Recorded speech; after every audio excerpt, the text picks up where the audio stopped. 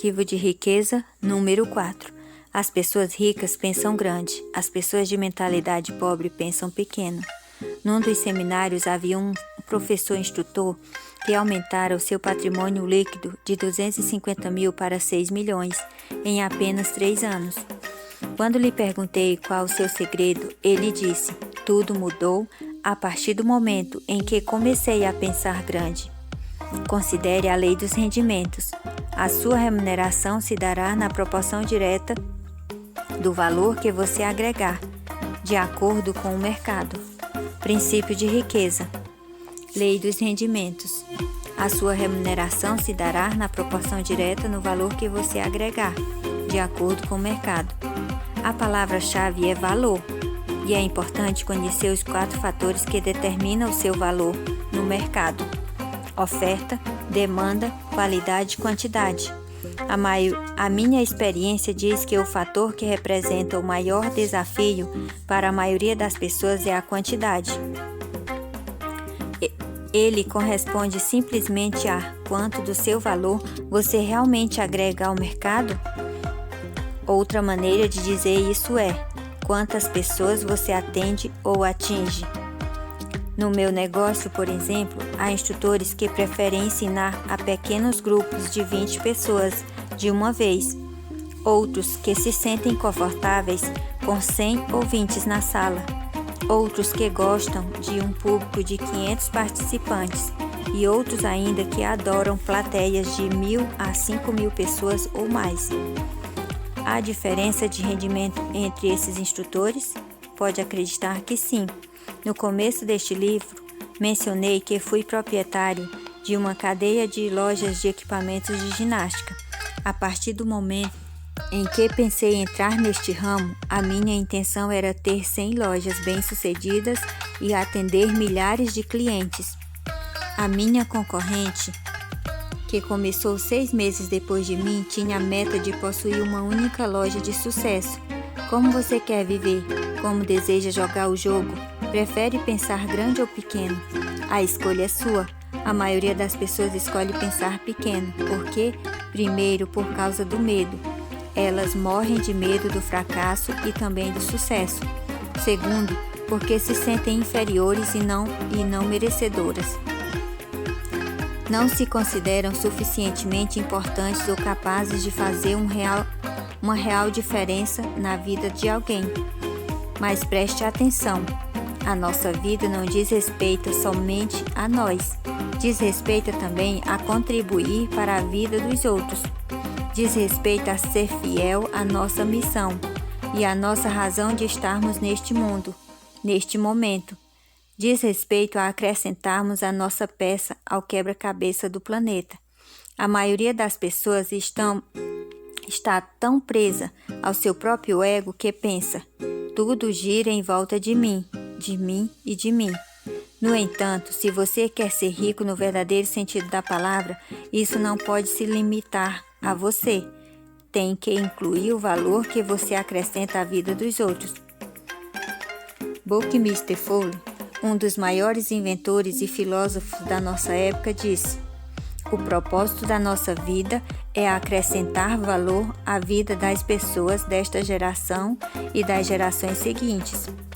Cada um de nós veio ao mundo com certos talentos naturais, habilidades específicas. Esses dons nos foram dados por uma razão: usá-los e compartilhá-los. Pesquisas mostram que os indivíduos mais felizes são aqueles que exploram ao máximo esses talentos.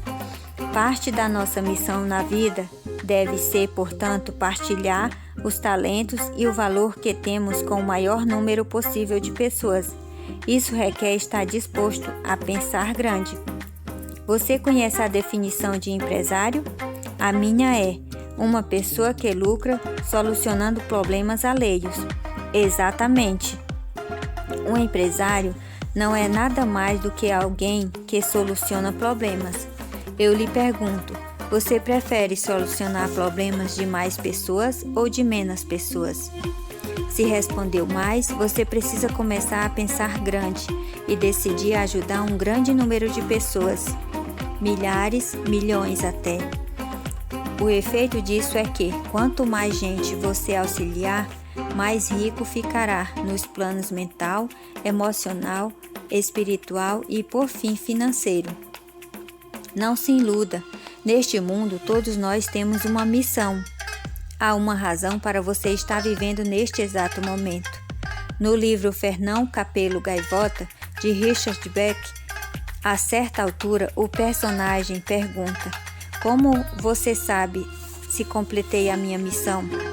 A resposta: se você ainda respira, é porque ela ainda não terminou.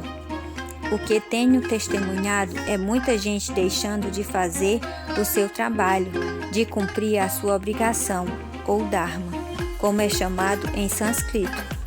O que vejo é muita gente pensando pequeno demais e muita gente se deixando guiar por egos moldados pelo medo. O resultado é muita gente abrindo mão de viver à altura do seu potencial, tanto em termos da própria vida quanto da sua contribuição para os outros. Tudo se resume ao seguinte: se não for você, quem será?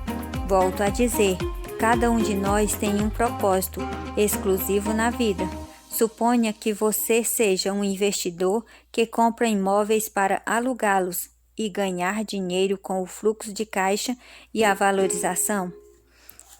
Que ajuda você está prestando? Você agrega valor à sua comunidade, auxiliando famílias a encontrar casas confortáveis, que de outra forma elas talvez não chegassem a conhecer. Mas a questão é, a quantas famílias e pessoas você pode dar a sua contribuição? A sua intenção é ajudar 10 em vez de uma, 20 em vez de 10, 100 em vez de 20? É isso que eu quero dizer com pensar grande. Em Um Retorno ao Amor, a escritora Marianne Williamson expõe a questão da seguinte maneira: você é filho de Deus, vive de modo pequeno, não serve ao mundo. Não há nada de iluminado em se esconder para que as pessoas não se sintam inseguras ao seu redor. Todos nós fomos feitos para brilhar. Como as crianças, nascemos para tornar manifesta a glória de Deus que está dentro de nós, não apenas de algumas pessoas, mas de todas. Quando deixamos a nossa luz brilhar incondicionalmente, damos permissão a outros para fazerem o mesmo. No momento em que nos libertamos do nosso próprio medo, a nossa presença liberta automaticamente outras pessoas. O mundo não precisa de mais gente que viva de modo pequeno. É hora de parar de se esconder e ir à luta. É hora de parar de necessitar e passar a conduzir. É hora de começar a compartilhar os seus talentos em vez de escondê-los ou fingir que eles não existem. É hora de dar início ao jogo da vida em grande estilo. No fim, pensar e agir pequeno só leva a uma vida de sacrifícios e insatisfação. Pensar grande e agir grande permite possuir dinheiro e uma vida com sentido. A escolha é sua. Declaração: eu penso grande, escolho ajudar milhares de pessoas. Eu tenho uma mente milionária. Ações da mente milionária. Liste por escrito o que você acredita serem os seus talentos naturais, as coisas em que você pensa se destacou. Descreva também como em que você pode usar mais esses talentos, especialmente na sua vida profissional. Escreva ou faça uma sessão de brainstorming com um grupo de pessoas sobre como você pode resolver problemas de um número de pessoas 10 vezes maior do que o que você atinge com o seu trabalho ou negócio atual.